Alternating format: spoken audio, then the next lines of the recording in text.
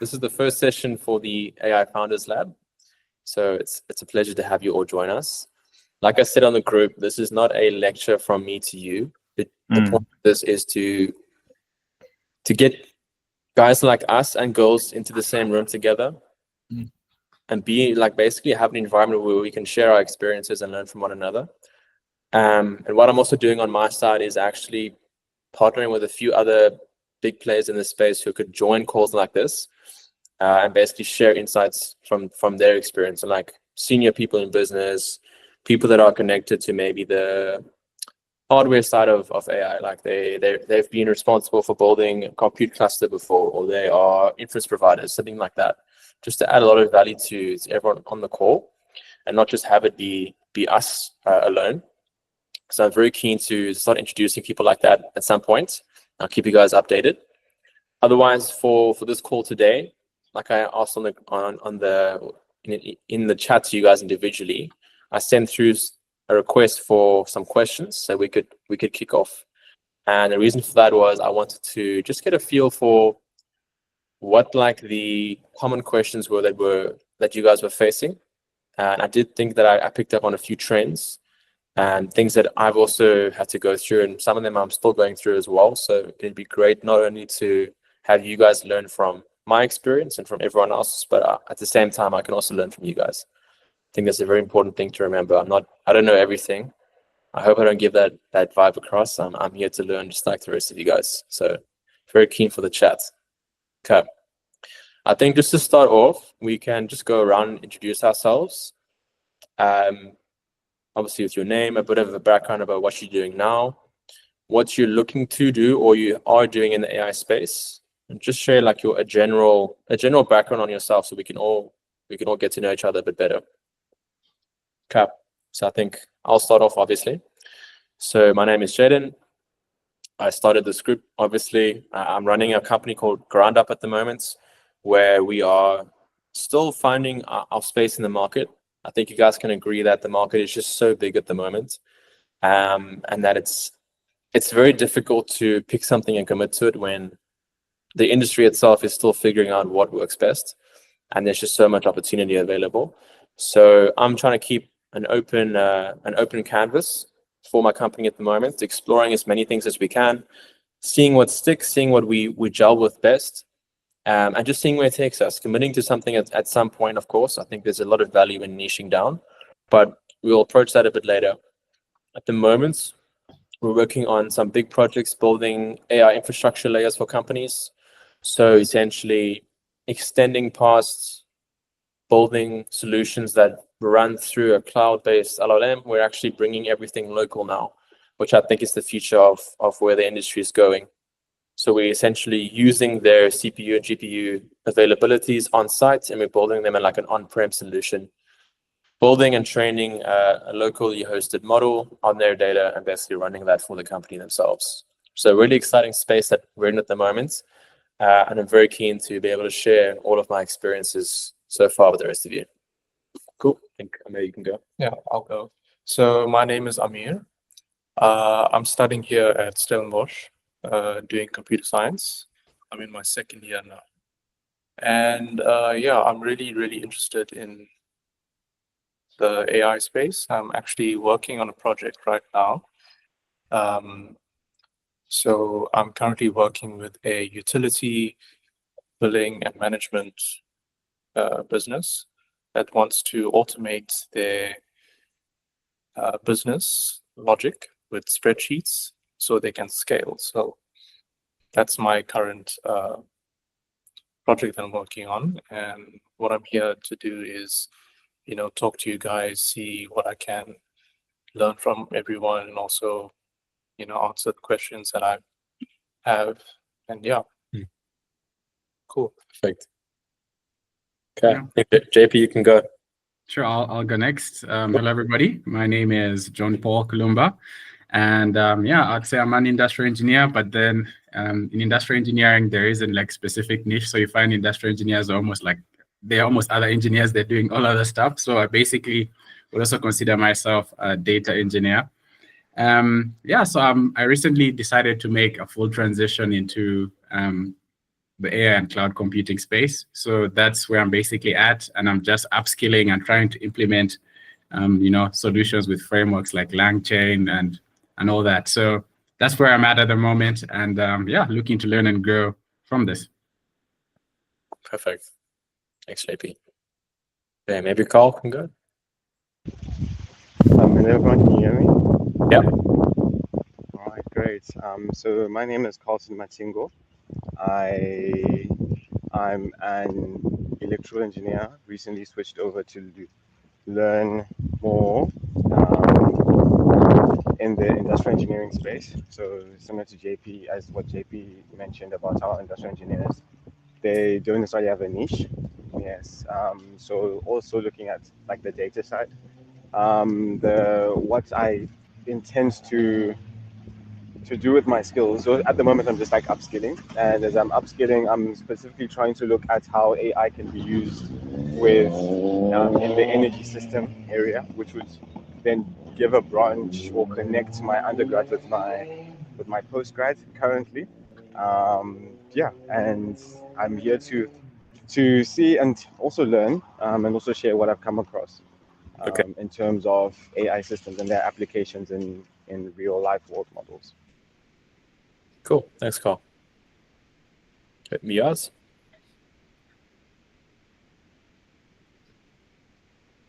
Miaz, are you there? Otherwise, Uchenna, you can go for it. Can't hear you, Uchenna. Oh, yes.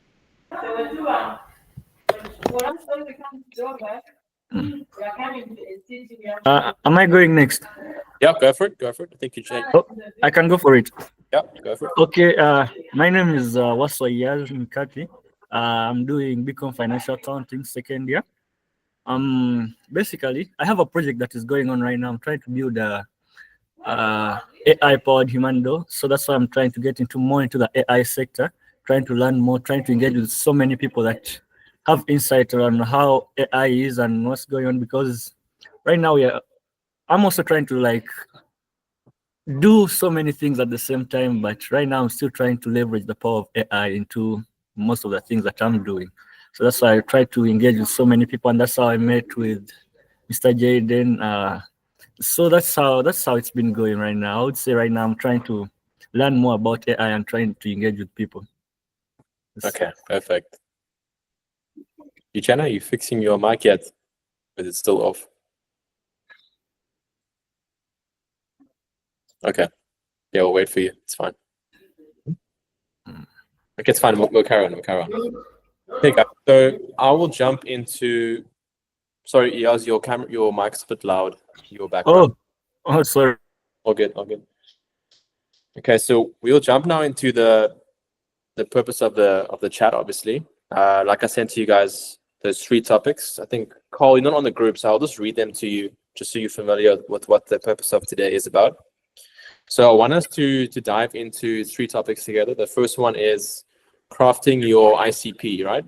So your ideal customer profile or your customer avatar, just so that you know who you're targeting and you can be more precise with that.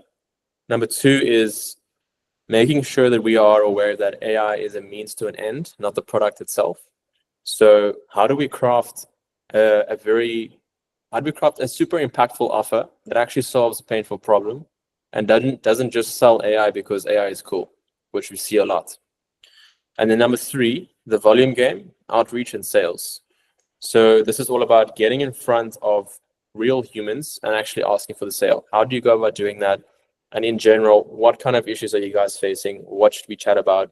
What do you want to get addressed on the call today? So each of you did send me some questions. And I think we will just take some turns going around asking our questions. We can discuss them together. There was a lot of overlap. So I think in the process of us getting a question answered, I think a lot of us will find value in our own questions getting addressed at the same time. So yeah, I think without further ado, we can hop into it. I think Amu, you can start with your questions if you're comfortable. Yeah, sure. So my first question, it's to do with crafting your customer avatar, ICP. So my question was, how specific should my ICP be at the beginning stage without restricting myself for future growth? Yeah. Yeah. Okay, so I think I'll kick us off with what I've experienced so far. From my experience, you have to, in order for you to know what solution to provide, you actually should start off with your ICP so that you know how to craft your solution best for that audience. If you're doing it the other way around, it's kind of like you're hoping to find someone who's going to buy something that you've developed and you hope it's of value. But by starting off with your ideal customer in mind and getting super specific about it, to the point where I recommend that you guys actually like take out a piece of paper and like you would describe your dream car to the detail, you also describe your ideal customer. What does your ideal customer look like? If it's a company, for example, that you're looking to, like with B2B sales, how much revenue does a company generate in a year? What industry are they in? What kind of products or solutions do they sell or do they offer? What do their clients look like? What do you think their biggest pains and problems are? And extending that by also going to those people once you have that ideal profile, approaching companies or people that fit that profile and actually engaging with them, talking with them, and validating these assumptions you've made about what problems they face, how the company operates, if that makes sense. So you like on the ground, engaging with the customer to the point where you are super confident that you have a great match on what they do and how they operate. And you've spoken with them as well. So you get firsthand their exposure to what is really bothering them at the moment, instead of what you think is an issue and what you hope your solution is going to help solve for them. It's always just best to start right off with your customer, even if it's quite a general like spec. Just start by talking to customers and getting their input on whatever you think whatever you're wanting to supply to the market. It's a great place to start because you get real-time feedback from people that will actually end up using your product or service. Does that help answer? Yeah, it does. Yeah, and that actually clears things up. Yeah. Yeah. Like, I mean, a lot of the times the solutions to these questions are very simple, but we tend to just like dance around them because it's much easier to just sit and think about what you think a company might want instead of doing the hard work, which is actually going and talking to them. But that's where the value is. You just have to go and do it. That's what I've learned. So I just have another question Yeah. related to that. So Mhm. what is the best way to kind of validate that they need the solution that you're offering them? Also, what do you mean by validate? So Like, how do you know for sure that that's something that they need? yeah, I would say by going and asking them. directly. Yeah, directly. If I had to build the solution for you and it addresses these concerns of yours, would that make a difference in your company, or would it solve this problem? Like, are there any other ways to like determine without going in too directly? Mhm. Like saying you have a list of businesses that are related. How do you know that they need this type of solution? How do you target that kind of niche audience? You don't like. Again, I would always take it back to actual people that have a relation to that industry or company. So if you don't want to go and talk to the company themselves, I would still recommend that you go and talk to someone who's worked in the industry before, or has experience in the industry themselves. Like you want to be talking to someone with actual experience themselves. Yeah. Okay. Yeah. Like for example, like a consultant, they might have experience working with hundreds of companies that are in your particular industry, and they would be a great source of information about how these companies operate. No, that makes sense. Okay. Okay, cool. All right. You guys want to add anything or have any follow-up questions as well?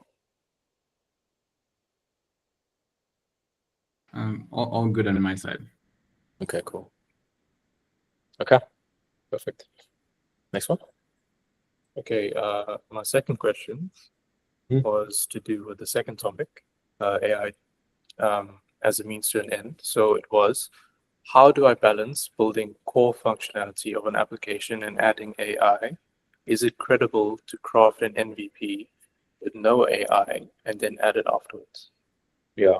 Did you guys hear that? Just want to confirm everyone's heard the question. Okay, cool. Yeah, maybe you can just state it again so that there's also clarity. But I heard it, yeah. Louder. Oh, so okay. Yeah, so my question was, how do I balance building core functionality of an application and then adding AI? Is it credible to craft an MVP first and then adding AI later?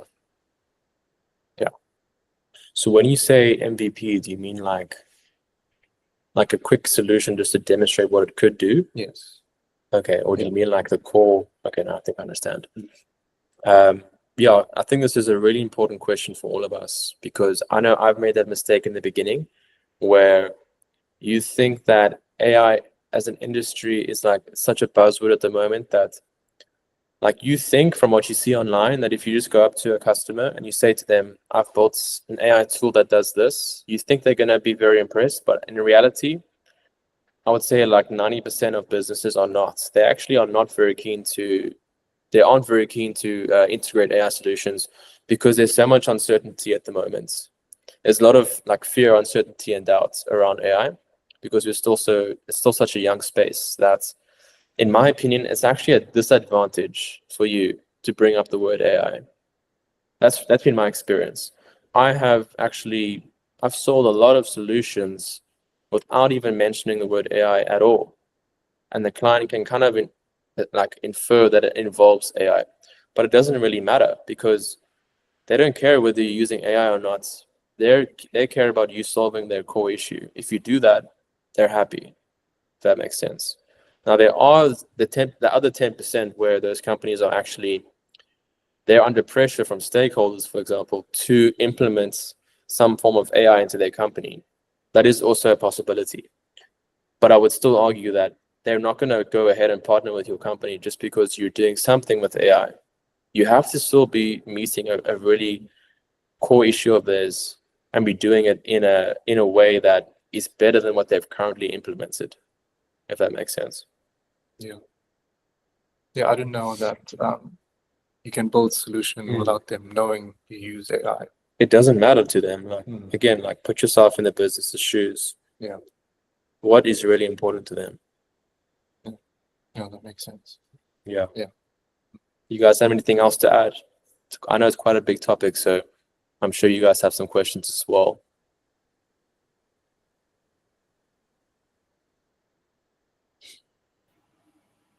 Yeah, go for it, Carl. I think like my question would be, how then does it how does the company then use the solution without having to actually engage with the AI aspect of the solution? I don't know if that makes sense. Because you're not, so there is some form of AI that has been used or that they will have to use or that will have to engage, I'm guessing, from the solution. All right. But if they're not aware that they have to engage in that manner, I guess I'm also learning on my definition on the different levels of application of AI and what is actually considered an AI, an AI functionality or the like. But I'm just thinking, if you had to give me, let's say, a pen, right? Tell me this pen. Yes. How am I going to use this pen if I'm against the concept of using ink? I'm only used to using lead. How are you going to, I would say that, would you still be keen to use lead if ink offers you an 80% improvement in your writing quality? I think I'll be open to it. Exactly, yeah. So you're not selling the ink, you're selling the improvement that it brings. I see. Okay. Yeah. Okay. Thank you. Yeah. Okay, perfect. No, it's a pleasure. Yeah, it's a good question though. Like, you also want to be careful not to chase after clients that are opposed to AI. You're just wasting your time. And there's so much opportunity out there. You know, it's not worth you engaging with people that are giving you a tough time. I would just say, like, always bring it back to the value that the AI is bringing or delivering, and not the AI itself. Okay. Perfect. Anyone else? Yeah, just to build on the MVP question, like, so how impactful would it be having an MVP? Let's say you've talked to some people, or obviously, like, also depends with the people you talk with. Like, some people follow up conversations really depend on how the first conversation went, right? So, like, at what stage would you be like, okay, I'm going to chat with this person to gain information as to what's their problem is and what solution they might be, as compared to saying, I'm going to chat with this person coming with an MVP and trying to see how we can iterate based on their problems and what solution could be further offered. So I don't know if that has made sense. I think repeat it one more time. Just want to make sure. Yeah. So, okay, at what point, right, would you come, would it be better to approach your potential client with somewhat of an MVP when you have a base understanding of the problem such that you can build from there? Or would you just say, like, it really doesn't matter, you can just go as you are and you just start having a conversation from there? Yeah. I would say that you can definitely do it both ways. I think that's how it works most of the time, where you obviously have the responsibility, like we'll touch on later, when it comes to outreach and sales. You have the responsibility to reach out to companies advertising what you're doing, which would be the first point you mentioned, where you actually have the opportunity to do your research about their particular industry and pain points. You can then take the time to develop some form of an MVP that you could offer them. But at the same time, you also might have clients, as you build a name for yourself, people will approach your company, they'll approach you and ask you to help.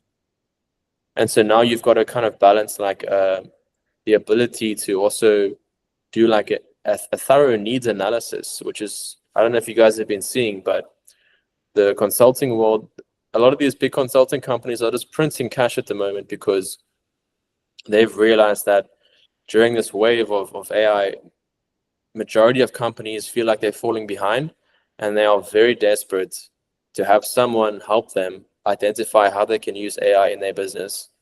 And so all these consulting companies are doing is using their experience, using their knowledge about the industry in general, and building out use cases, and then going into these companies and advising them on what and how they could apply AI in their companies in particular. And they're getting paid massive amounts of cash for this because it's so valuable to these companies. The consulting company doesn't even need to implement the solutions themselves. They can just tell that other client of theirs what to do, and that company can go do it themselves. So you've got to have the ability, I think, to do both. It's critical. Does that make sense? Yeah. There's a lot of opportunity on both sides. I would also argue that the point too that you brought up, the ability to respond to a prospect when they reach out to you, that ability only improves over time as you gain more experience in the space.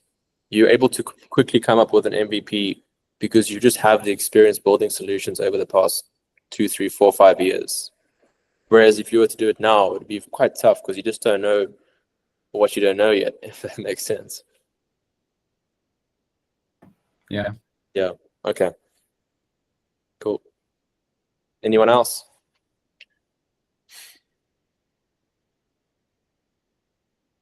Okay. I just want to touch on one more thing.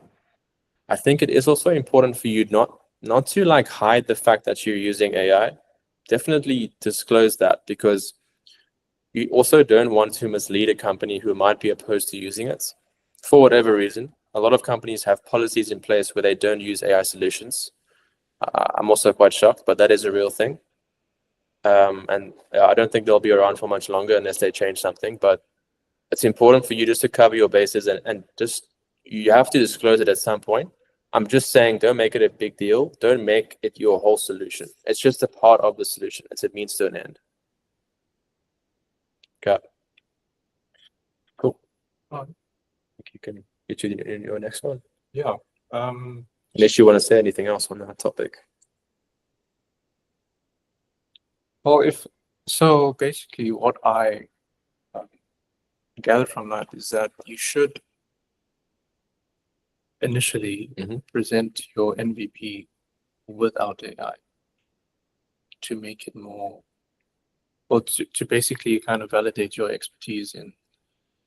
I would say you could still use AI in the MVP. Again, like the MVP is demonstrating that you're able to solve their problem before you scale it to the whole system.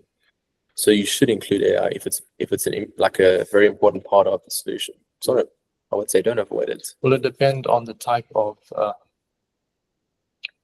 customer that you're building for? I would say it could, but I would say like you don't have to exclude it or include it. Whatever suits the situation best. Yeah. Yeah. Okay. Just make that judgment call. Yeah. That makes sense. Okay. Yeah, I'll just move on to my next question then. So they just speak a bit louder so they can hear you.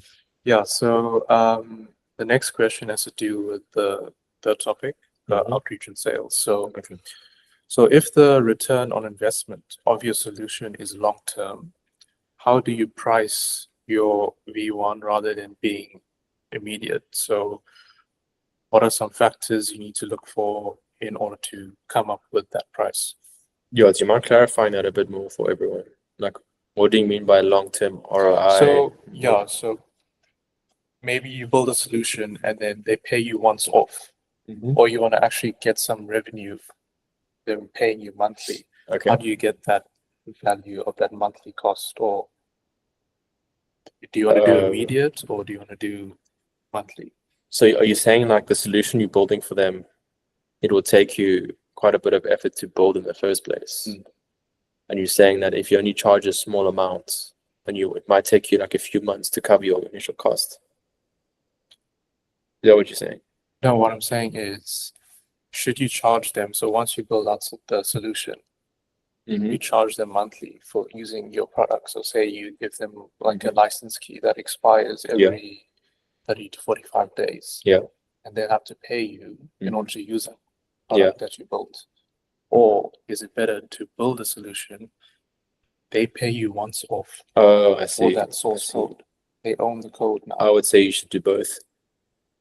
You should do both. So you should say to them that, look, I'm building this full solution for you. You're going to be using it in perpetuity. So it's quite a big project, which I'm assuming it will be. So they actually pay you for the development fee. They pay you whatever it is. Whatever it will cost you to build, they pay you that. And then to use it, remember, it's not like you build something once and you're never going to touch it again. If they're going to be using it every month, there's going to be time associated with dealing with them as a client, using the solution. There's going to be maintenance costs. Like there will be maintenance costs, especially if you're using cloud-based LLMs. Like they're going to consume credits and stuff. Who's going to cover that? Like it's going to be them. It's going to be you. Like you've got to clarify that. If things go down, then who do they contact if you've just sold them a one-time solution? Like you don't want to give yourself a bad name because you just are not known for not, serving your customers once you deliver things. So what a lot of companies do is they will build the solution and then also have a monthly retainer, a very small amount, depending on the particular solution, a small amount of money that covers the time you invest in just keeping things maintained. And if you are responsible for covering the credit costs and stuff, then you can use that as well to cover it. Okay. Yeah. No, I didn't think about it like that. Yeah. Okay. Yeah. And how would you price it based on the solution? What do you mean? How price what? The development or the retainer? Both.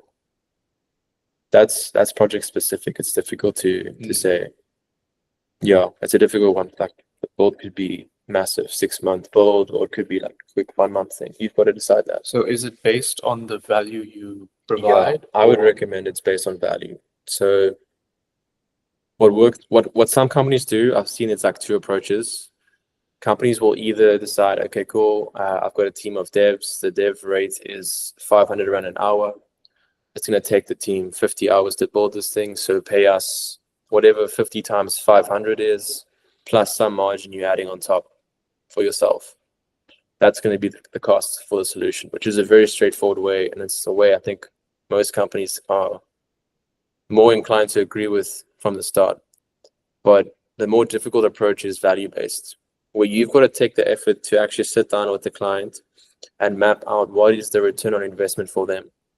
So if you can confidently work with them to determine how much of a time or money save or add on the solution is going to bring, and you can get them to agree on that metric and get them excited about the result that your solution is going to bring, then you can easily just say, okay, I want a 25% cut of whatever value I'm adding to your company. And that's how it goes. So the only issue with that solution is that you've got to take the time to map out the return on investment, which can be a very difficult thing to do. It's not straightforward. But if that's too difficult, then you always have the backup, which is that hourly rate that you can fall back on, which also tends to work a lot of the time. Yeah. The companies make the most money though when they're able to map out the ROI and take a Yeah. percentage of that. I think That's for sure. if you're going to charge hourly rate, Yeah. it'll be quite costly. In Yeah. the end, I mean, initially it'll be really costly for them. Yeah. It's less risky as well though. If you charge by the hour, it's less risky. Because if you are saying to the client, look, you're paying me because of this return on investment that I'm bringing you, then if the solution doesn't happen to meet that expectation, then their customer might not want to pay you anymore. So that's why I'm saying you've got to be very, very clear about the ROI, and you've got to make sure that you get agreement from the client side as well. And you've got to know yourself and your team and be confident that you can actually deliver on what you're saying. Yeah. Yeah, it's a lot to think of. It's not something I can answer on the call. Like, it's something that including myself, everyone still struggles with this. And every project is unique. You can't really, apply exactly the same approach across a whole range of projects. But that's what makes business fun, I think. Every project is its own challenge. Okay. Yeah, Carl. And just to add to that, to a certain extent, doesn't charging an hourly rate sort of undermine the value proposition you're giving? Because It does. technically speaking, It does. Yeah. 100% it does, yeah. Because now people are looking to you as basically your hour is worth so much, which you kind of cap yourself. Like I said, the companies that make the most money get the ROI rather. And you also kind of establish your partnership with the company as a true partner, because you're collaborating with them to reach a certain return on investment, which makes them excited. A lot of the time, if you just do the hourly rates, you don't really have to map out the return on investment because you're getting paid by the hour. It's important to always do it, but it's not as important if you're doing the hourly rate. Yeah. Does it answer your question, Carl? Yes, it does. It does. Okay. Okay, cool. Yeah. Yes. Can you hear me? Yeah, can hear you.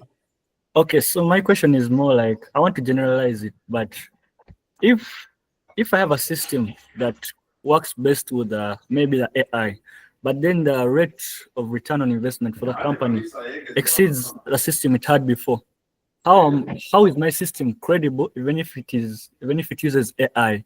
Wouldn't they rather use the system they had before than incorporate their system before? Just repeat the question, sorry. My question is more like, if you have a system that is going to use AI and the company calculates the rate of return on the investment and it will exceed the previous system it had before, how will you build credibility that, yes, you have AI, but then how do you implement that AI is much better than the system they had before, and trying to convince them, since companies basically focus on the rate of return and profits over any other thing? Yeah, that's my question. You're saying that if the company agree with you that your solution generates more return for them than their current solution, how do you convince them? Like if the system they had before has a higher rate of return, but as a well, then that's a tough job because you're making their lives more difficult. Yes, you're making, but it uses AI and simplifies the work, and you show them that it actually simplifies the work. But how will you convince them that if they have AI, it's much simpler and much better? So that's what I'm asking. Like, how would you convince that? Unless I'm mistaken, I think Mm. maybe you're actually incorrectly valuing your solution. Because if it simplifies their job, then surely it takes them fewer hours to do what they usually did. So you are saving them money in a sense. Does that make sense? Mm. I'm not, Mm. I'm not sure what the application is. So maybe can you give an example?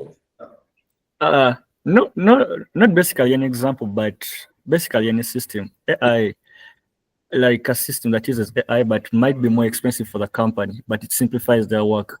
So, like the convincing part of it is always the hard part. Like, how do you go about it?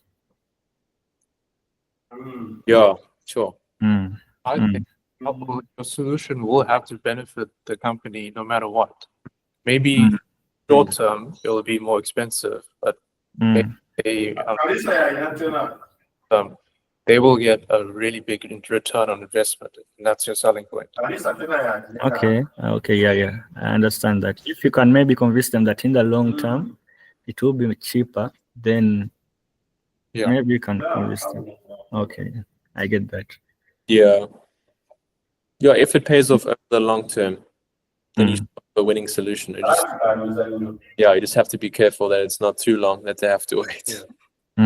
Okay. Yeah. Okay. And to build on that, like also depends on, like, as you say, the customer profile. So let's say in you saving time, it avails, like, let's say you build an accounting software for like accounting for auditing, accounting for businesses and tax compliance, because like almost every business uses it.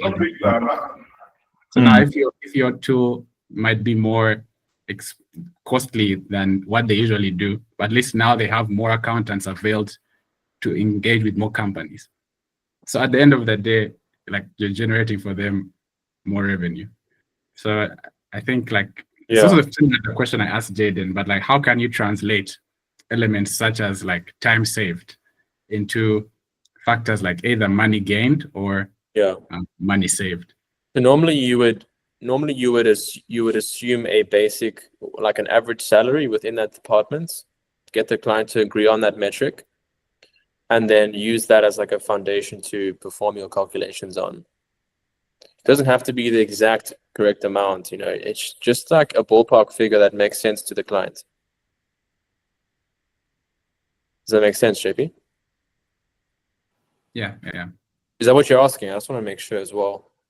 I was just building on the question he said with a statement, like it's almost actually the same question if you rephrase it, or more the same question. That's why I was saying to you, Eoz. I think if the solution is the simplest solution and it should cost more upfront, then it's going to be saving them time, and that time does have a value. So you just need to be very strategic about how you like present that value to them, and like Emil was saying, you've got to like show them the long-term plan about how those hours saved multiplies over the months. Yeah, and not even just hours saved, right? I think, who was it? Was it JP? I'm not sure who it was. Someone mentioned that because there's I think it was JP, because the team now has less time spent on these mundane tasks, they actually have more time to work on things that are actually valuable to the business, which also generates an income for them. Does that make sense? So yeah, like there's a lot of ways you can actually quantify the money saved, but also the money generated because of a reshift in the employee's focus to more important things. Yeah. Okay. Just still on the same topic. Talking about like development costs. Like, this is maybe just a thought, but like because there's so many variables like in the industry. Let's say you build a solution. Like, this is why I somehow back the development cost thing, where you have an hourly rate if it's a custom solution. You develop it up till a certain point, and then you have a retainer. Because let's say you've developed it, and then throughout time the company realizes this custom solution is not what they need. Then before you know, even if you generate, like, it could generate for them a certain amount of income, but if it's not as high as they expected, they'll be like, you know what, let's drop this. And then from there, it becomes a bit tricky. So I just want to get clarity, is from what you're saying, is development cost something that you would say that it's a general question to everyone, is needed. You need to have at least some element of development cost. So that's if you're developing a custom solution, and then you maybe add, as you said, like a retainer, or maybe you say, as you said, you make your calculations based off their return on investment and on all that. I would say rather have the development fee than don't have it, because you also have to remember that when you say to a client, listen here, the solution's going to cost you 50,000 Rand to develop. If that client is giving you a hard time about 50K, then it also qualifies them as a client. Do you really want to be working with someone who is not willing to pay that amount of money up front? It's a qualification game as well. So you don't have to charge 50K necessarily. You can maybe charge 5K for the development, but I would still recommend charging something and saying that you've got to pay this up front as a way to qualify whether this person is serious or not. Because you also don't want to waste 2, 3, 4 months on a retainer and then they cancel on you. Like, it sounds like it's all right, but really it's a massive waste of your time. And you could rather have worked with clients who were willing to pay the development fee and actually took your project seriously from the start. And you can use the price up front as a way to filter through bad and good clients. Does that make sense? Yeah, agreed. Okay. That helped me a lot. It really does. Like, it's a nice way to size up the client. Like, they're saying that they're saying a lot, but do they really mean what they say? If they do, they would pay the money. Yeah. Yeah. Okay. Cool. I think that's it from you, eh? Yeah, that's all my questions. Okay. So far. Perfect. All right, JP, do you want to head with your questions?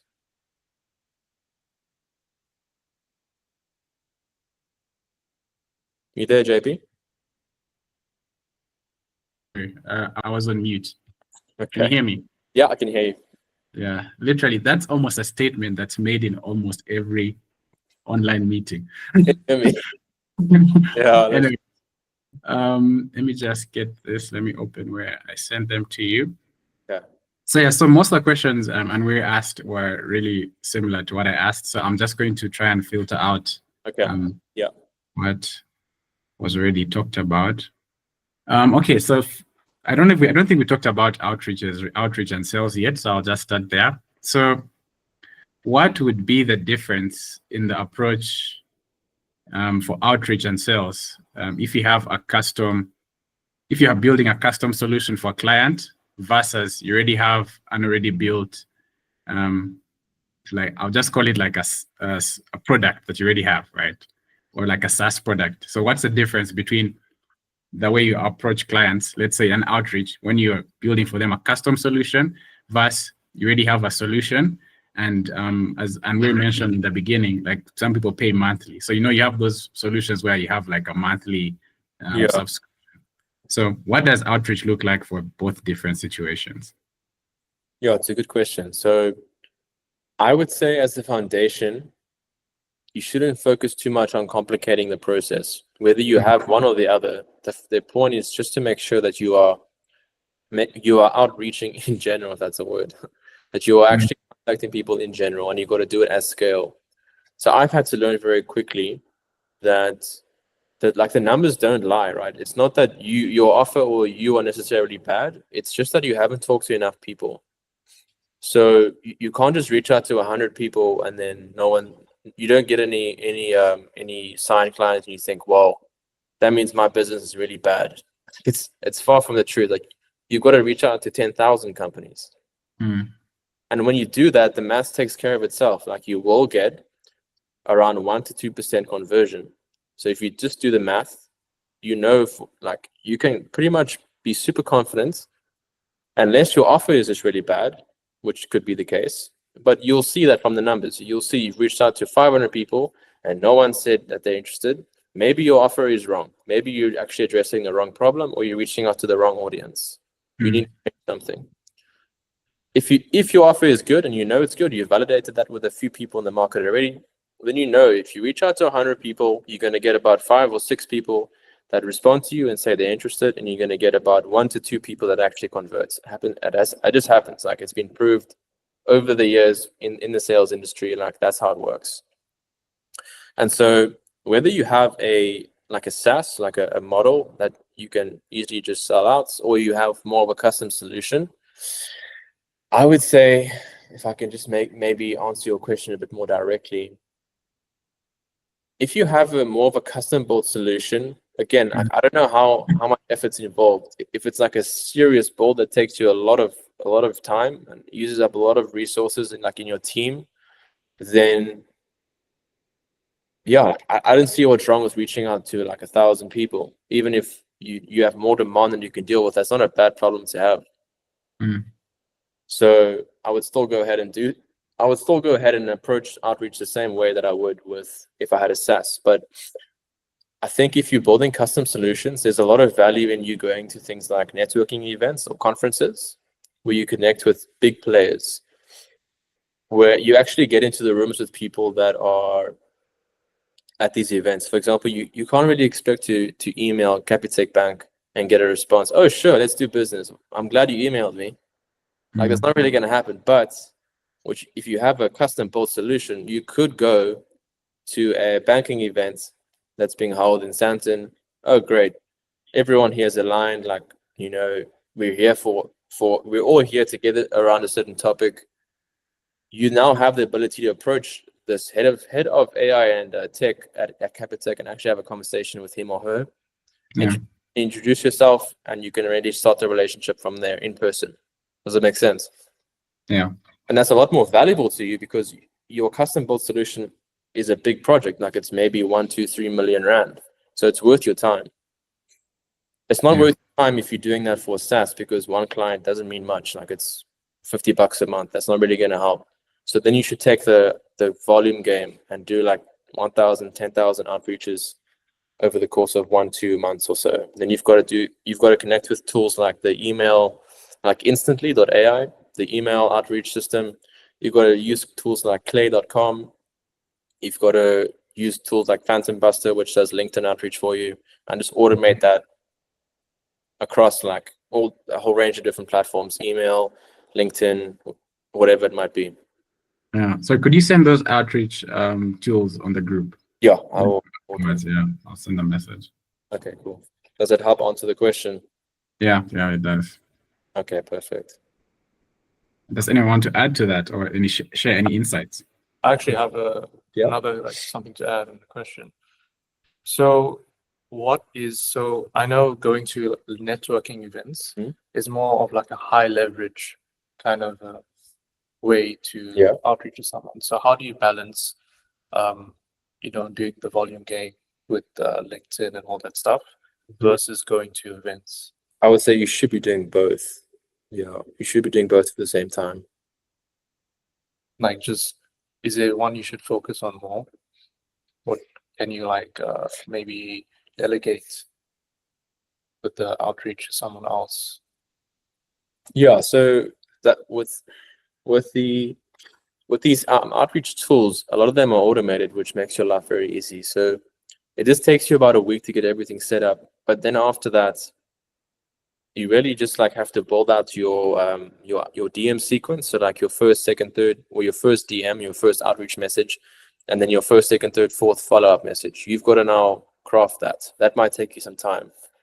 And it might take you a month or two to analyze your responses that you're receiving and judge interest and tweak your messages accordingly until you reach a flow where you know that each message you're sending is hitting the right buttons and it's getting interest where it should. The outreach tool takes care of the message sending itself. You just tell it, okay, I want you to send the first follow-up message after 3 days, the second follow-up message after 5 days, the third follow-up message after 7 days. And it does that for you. You don't really have to sit behind the computer and do it yourself, which helps a lot. In the meantime, you can go to these networking events and still make those connections if that's valuable to you as a company. Yeah.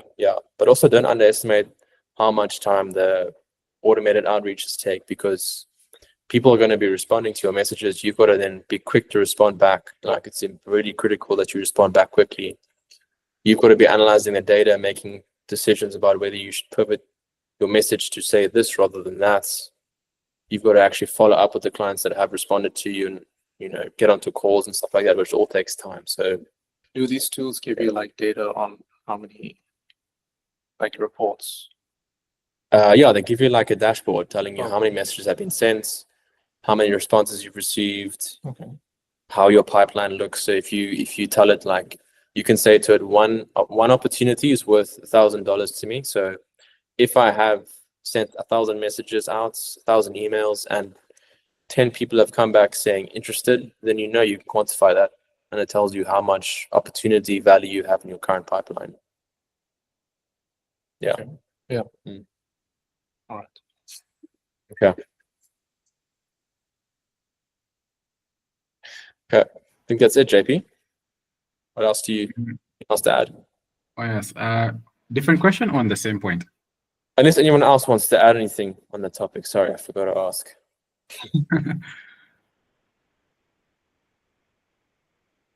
Otherwise, you can go for it. Yeah. So the next question is once again might just go back to pricing. But so this is within. Okay, no. Before that, let's say AI as a means to an not AI as a means to an end, not the product itself.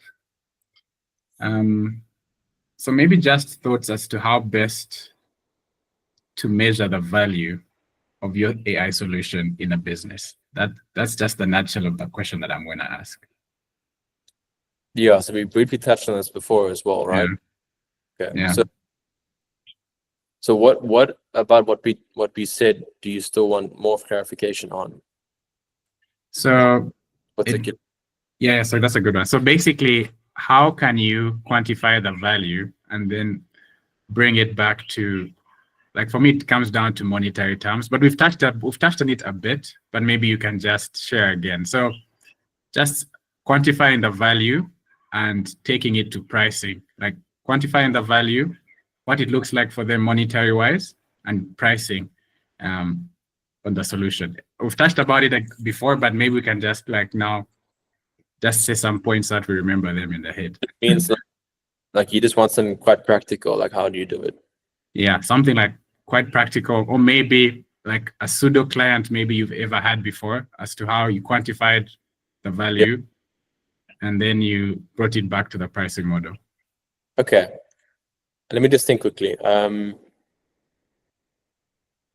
I would say practically what I did in the past was during the whole discussion about pricing, I would set up, like, I'm going to get pretty practical, like set up a meeting also very important, don't set up a meeting with someone in the business who doesn't actually understand how the finances work. Then you're wasting your time. Rather make sure that you get into contact with a key decision maker who has full understanding about the financials of the company. I'm assuming that will be part of the discussions in any case. And if you're talking with the CEO, he'll definitely understand all of the different metrics. So make sure that you're in the right meeting with the right person, right? That's the first thing. And once you are in that meeting, you can basically give the value that you're proposing, as in, I mean, it's difficult for me to generalize this now, like projects can be so different. But for example, if it's a solution where you are helping automate a process that previously took a company, I don't know, 20 hours to do something. Like I'll use one, like an actual experience that I've had. So helping a recruitment agency that previously they received like raw CVs from candidates, and they would then reformat that CV from the candidate and make it look like their particular templated version, which they then sent off to companies interested in hiring those candidates.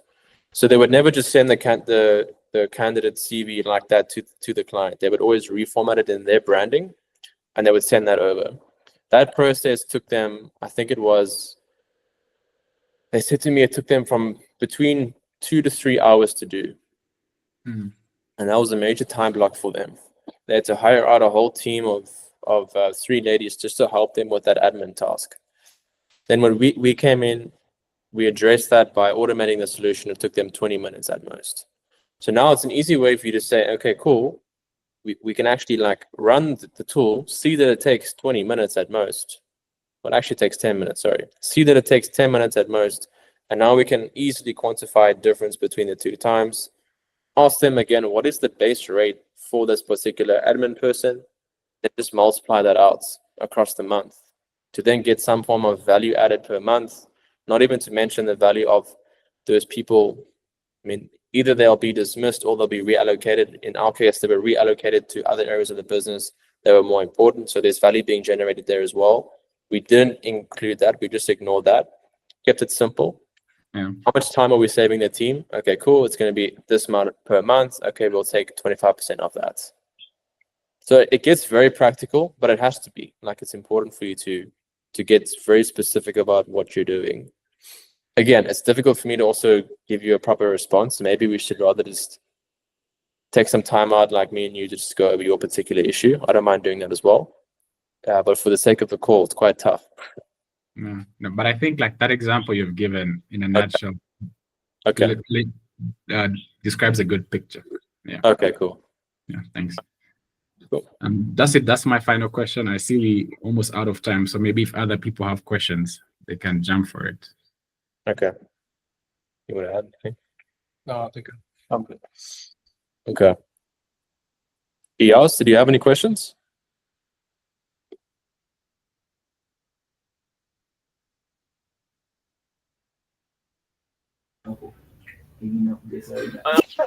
Questions? No, not really. I don't have any particular questions. I wanted to engage with everyone and see how everyone is going on with their projects and everything. But yeah, I think it has been insightful for me. Okay. And yeah, I do see great minds and everyone. So yeah, basically I wanted to expound on more the questions people had and what everyone had to say. So, yeah. Because I get to learn from the questions as well. The questions that have been asked, I'm learning from the questions. I didn't get time to actually prepare like my questions. So I wanted to basically use other people's questions to expound more on the ideas and everything. Okay, cool. But there's always next time if you have any particular questions. Yeah, surely, yeah. You can also engage with everyone on the group chat and everything. Okay, perfect. Yeah. Yeah, I'm not sure if you fixed your mic. Otherwise, you can always pop your questions in the chat and we can look at it that way. Yeah, it's okay. Yeah. Okay, he said he doesn't have any questions. Perfect. Okay, guys, I also don't want to keep going on for the sake of time. Like, if everyone's asked their questions and we feel like we've learned a lot, then that's great. We can call it there. Okay. Thanks, guys. Thanks so much, Jaden, and everybody. I think this was quite insightful. Oh, there's a hand raised. Oh, Uchenna, go for it. I'm not sure if that was a mistake, maybe. Do you have a question, Uchenna? Okay, to salute. Could be time. Oh, okay. Go for it, JP. Yeah, no, I was just saying thanks, man. I think this was really great, and yeah, looking forward to the next ones. Okay, perfect. Thanks, guys. Anything you guys want to see on the group chat in particular? I know it's been quite quiet lately, but I don't want it to become like a news outlet. Like, I think we all have Twitter, or we all have our news channels for that, and I don't want to blast you guys with generic things. So I would like to keep it more targeted towards the community itself. But I would also like just to ask you guys, what do you want to see from the group chat on WhatsApp? I have plans to expand it over to like a school community eventually, but yeah, one step at a time. But yeah, what do you guys want to see from the group chat, if I can just ask that question? I think I just want to see advice like on the things that we discussed. So maybe if we want to ask something, we can get advice from you or anyone else that can answer that for us. Okay. Like with our current projects. Okay. Yeah, that works. So like you ask a question on the group, and we can answer it on the group itself as well. Just discuss like, okay, this is my problem. What can I do about it? That sort of stuff. Okay, cool. That sounds good. Okay. Okay, anyone else? Uchenna's raised her hand again. Yeah. Yeah, go. Yeah, I mean, I'm new, so I'm not exactly sure what the group dynamics are like, but I think it would be quite interesting to also hear about people's testimonials. even in like the smallest of things. If you have a task that you've recently done and you had something that was interesting to you, it could be something new that you learned. Yes, fair enough, maybe 20% of the rest of the group is already proficient in whatever skill that you just learned, or whatever way you were able to automate your project or any breakthrough that you made. I think there's that one person who still has a chance to learn from whatever that is. So I think that would be quite nice if also people mention, guys, I made this breakthrough using this. Definitely, like a short paragraph. Yeah. 100%. Yeah, like, so basically sharing testimonials, but also in a way like sharing your wins with everyone. Yes, definitely. Yeah, I agree.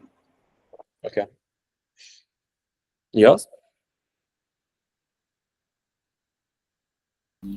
Yeah, no, that basically that was the same thing as I would say I was going.